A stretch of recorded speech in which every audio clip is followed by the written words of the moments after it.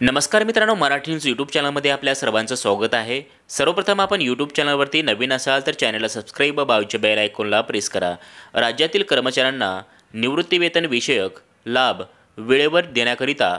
सेवा पुस्तक अद्ययावत करणे, वेतन विषयक पडताळणीबाबत कार्यवाही करणे, निवृत्तीवेतन प्रकरणे तयार करणे या संदर्भात वित्त विभागामार्फत निर्गमित करण्यात आलेला सविस्तर शासन निर्णय या व्हिडिओच्या माध्यमातून पुढील प्रमाणे जाणून घेऊयात।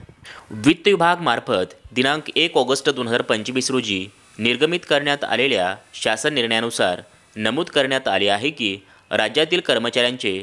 निवृत्ती वेतनाचे प्रकरणे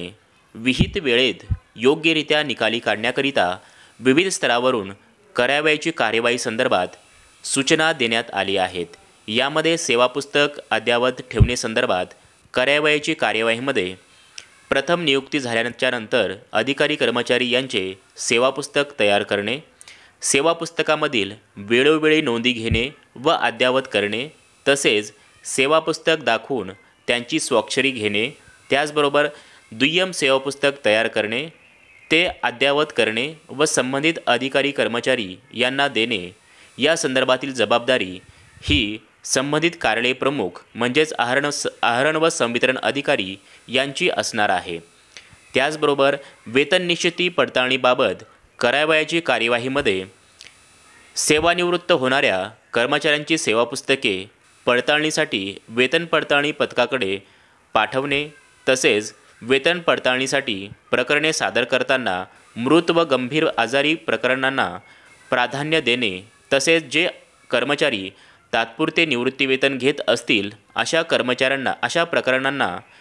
वेतन पडताळणीसाठी सादर करण्यास प्राधान्य देण्याची जबाबदारी ही संबंधित आहरण व संवितरण अधिकारी त्याचबरोबर वेतन पडताळणी पथक यांची असणार आहे।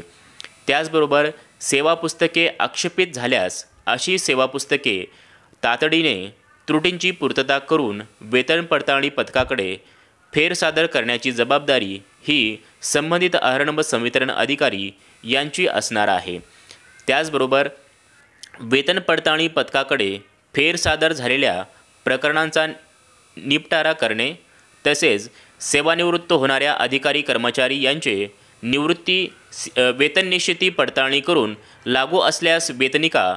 प्रणालीतून प्रमाणपत्र निर्गमित करण्याची जबाबदारी ही वेतन पडताळणी पथकाची असणार आहे। त्याचबरोबर निवृत्तीवेतन प्रकरणे तयार करणे प्रकरणामध्ये सेवानिवृत्त होणाऱ्या कर्मचाऱ्यांकडून सेवानिवृत्ती प्रकरण तयार करण्याकरिता संबंधित अधिकारी कर्मचारी यांनी आवश्यक माहिती संबंधित अधिकारी कर्मचारी यांच्याकडून उपलब्ध करून सादर करण्याची जबाबदारी ही संबंधित आहरण व संवितरण अधिकारी म्हणजेच कार्यालय प्रमुख यांची असणार आहे। त्याचबरोबर सेवेत असताना मृत्यू पावलेल्या कर्मचाऱ्यांच्या कुटुंबियाकडून सेवानिवृत्ती प्रकरण तयार करण्याकरिता आवश्यक ती माहिती संबंधित कुटुंबियाकडून उपलब्ध करून सादर करण्याची जबाबदारी संबंधित आहरण व संवितरण अधिकारी म्हणजेच कार्यालय प्रमुख यांची असणार आहे। त्याचबरोबर सेवानिवृत्ती प्रकरण महालेखापाल कार्यालयास पाठवण्यात आल्याच्या नंतर महालेखापाल कार्यालयाने सदर प्रकरणी त्रुटी किंवा आक्षेप उपस्थित केल्यास अशा प्रकरणी प्राधान्याने कार्यवाही करण्याची जबाबदारी ही संबंधित आहरण व संवितरण अधिकारी म्हणजेच कार्यालय प्रमुख यांची असणार आहे। तर वित्त विभाग शासन परिपत्रक दिनांक 9 सप्टेंबर 2019 नुसार त्रुटींची पूर्तता कार्यालयीन कामकाजाच्या 15 दिवसांच्या आत होईल याची दक्षता घेण्याचे निर्देश सदर शासन निर्णयानुसार देण्यात आलेले आहेत।